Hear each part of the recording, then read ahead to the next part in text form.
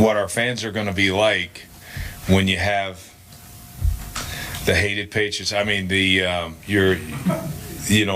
this kind of rival coming into our stadium. I don't know if a whole lot's changed. The fact that they're kind of the hunted in my eyes, because they're the world champions, and so they were obviously won our division every single year that I've been here. So obviously they're the ones that you want to knock off. I think Rex is liking the blue.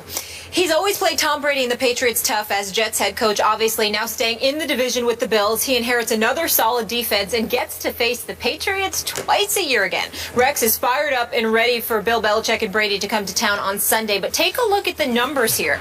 Brady's stats are lower in every statistical category when facing Rex Ryan. Interesting.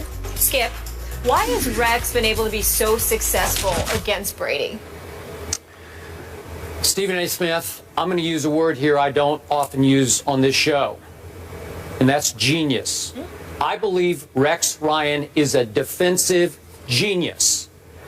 I believe he's a better all-around defensive football coach than Bill Belichick.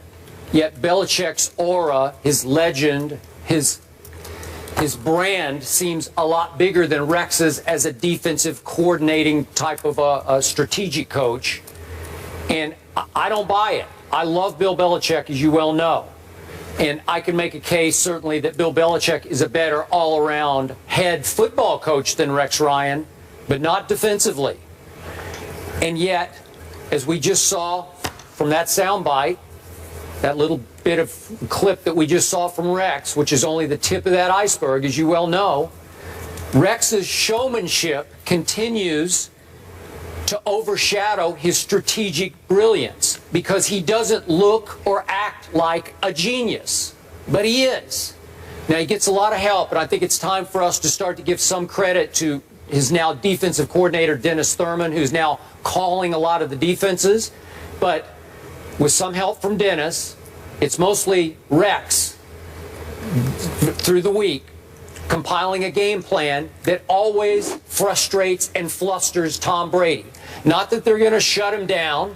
They're just going to occasionally confuse him enough that Brady's a little off balance against Rex. He's not sure what's coming next because nobody is sure what's coming next from Rex. Blitz-wise, look-wise, pass defense-wise, coverage-wise, it's always something a little bit different. And Rex is flat out arrogant about it. He's outspokenly arrogant about it. So that trickles down to his locker room. And his defenders start to get arrogant about it and think, hey, we're as good as Tom Brady is. We can do what we do as well as Tom Brady does what he does. So they're one team, and maybe the only team, now in Buffalo obviously, used to be with the Jets, but it's the only team that's not afraid of Tom Brady, that doesn't play on its heels against Tom Brady. They attack Tom Brady because they are supremely confident they can control Tom Brady, and they often have. Again, not that he's bad against them, he's just not Tom Brady against Rex Ryan.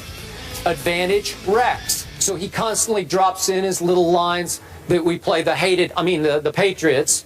You know, it's just Rex, and it's funny. It makes Molly laugh, makes me laugh. But it's showmanship, but it's showing the players again.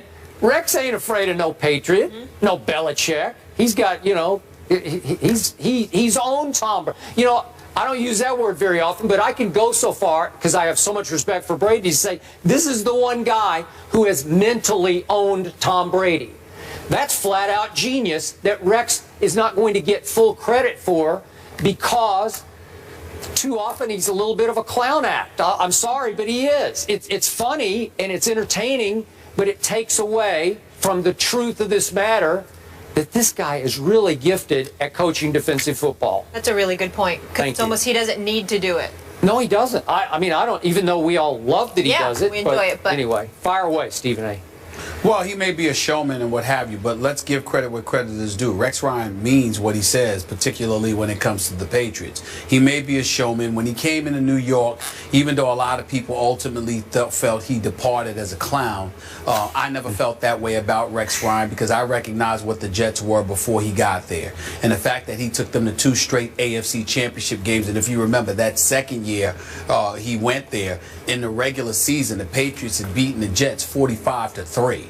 And then a month later, they met in the playoffs, and they beat Tom Brady and the New England Patriots. I think it was like 28-21, and Mark Sanchez had thrown about 3 touchdowns or so, if I remember correctly. The point is, Rex Ryan has had a few occasions. He's lost to the Patriots more than he's won against them, but he's beaten them a few times, number one. Number two, I think that primarily it's because he's had Tom Brady tap dancing in the pocket, like the late great Gregory Hines, God rest his soul. Just like I told you were in the going to past. get there.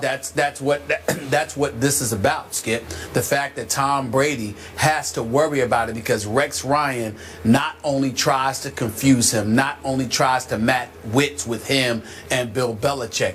Rex Ryan makes it a point to let Brady know, you are going to feel our presence this afternoon or this evening whenever we play.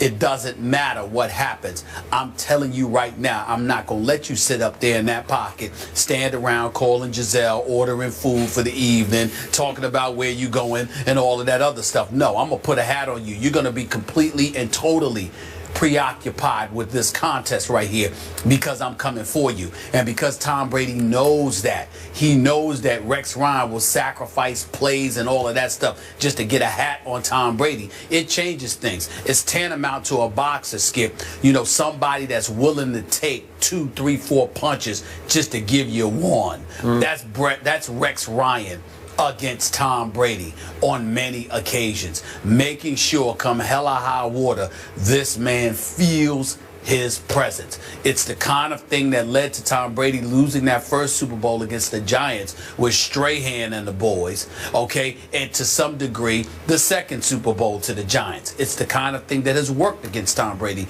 and the New England Patriots in the past, and Rex Ryan knows that better than anybody. I think that is what has a lot to do with it. Of course, being the brainiac that he is on the defensive side of the ball has something to do with it. But it's primarily establishing a physical presence against Tom Brady, letting him know this is not going to be a good day for you on most occasions. Yep. You go up against one of my teams. That's what Rex Ryan does to Tom Brady.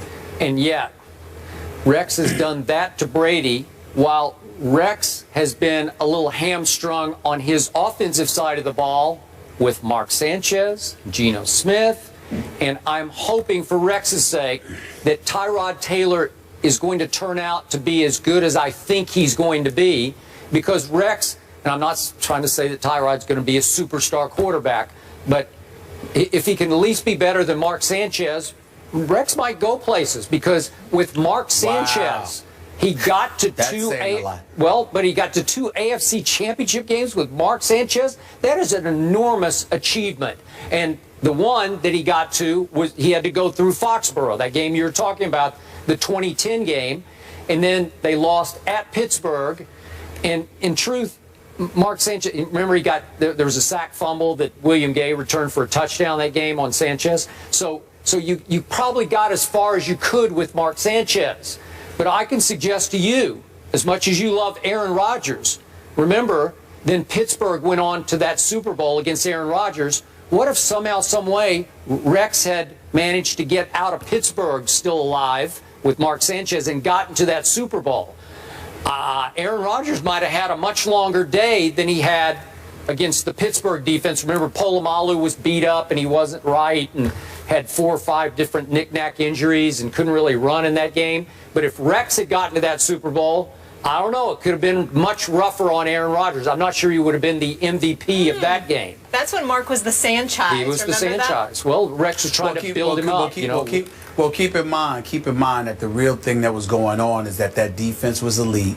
Okay, you had a good running game, and you had a guy like Mark Sanchez who was playing within himself because he had just entered the league his first and second years respectively, and he was keeping the turnovers to a minimum. Then he got caught up in Sanchez, started making the circuit around New York City, being in the public eye a little bit more, started feeling himself. Yep. The ladies started coming his way. Fresh. Keep in mind, but listen, the dude was at USC prior to coming to the NFL.